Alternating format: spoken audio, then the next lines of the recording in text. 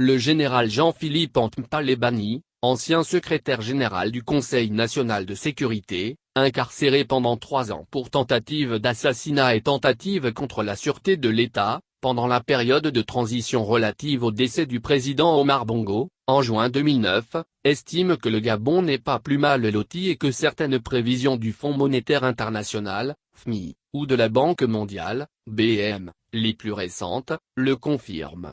Interviewé dans le Mbandja, ce 24 février, il s'épanche sur la concertation politique et salue le courage du président de la République qui a bien voulu faire sienne la doléance de l'opposition visant à rechercher un processus électoral pour des lendemains de scrutin apaisés.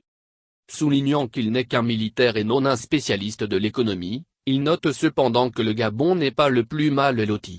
S'appuyant sur les visites effectuées dans d'autres pays du continent, mais également sur les données du FMI ou de la BM, il relève qu'il faut malgré cela reconnaître que le Gabonais souffre au plan socio-économique. La vie est chère, il a des difficultés pour circuler, pour se soigner, etc. L'ex-secrétaire général du Conseil national de sécurité indique que le président de la République le rappelle lui-même à chaque fois à son gouvernement, l'enjoignant à trouver au plus vite des solutions pour alléger les difficultés du peuple. Toutefois, le militaire invite à être un peu patient et à laisser du temps au gouvernement pour trouver des réponses idoines à ces problèmes. Même si le contexte mondial est difficile et impacte nécessairement les marges de manœuvre de l'exécutif. Se prononçant sur la concertation politique organisée du 13 au 23 février à Libreville, celui qui exerce actuellement à la Caisse des pensions et des prestations familiales des agents de l'État, CPPF, laisse entendre, tout en rendant hommage à toute la classe politique nationale, que le président marche dans les pas de son prédécesseur, Omar Bongo Ondimba.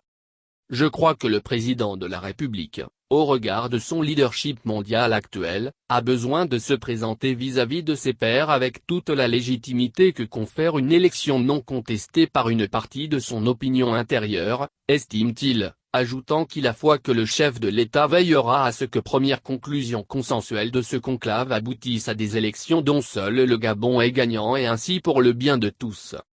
Un souhait qu'il émène sans rappeler que le Gabon a trop souffert de la contestation électorale. Beaucoup de vies ont été arrachées prématurément pour cela. Il faut que cela cesse définitivement. Condamné à 5 ans de prison en mars 2011, le général Jean-Philippe Ntempalebani avait bénéficié de la grâce présidentielle le vendredi 19 octobre 2012. En septembre 2009, il avait été incarcéré, puis jugé et condamné le 11 mars 2011 à 7 ans de prison, dont 2 avec sursis.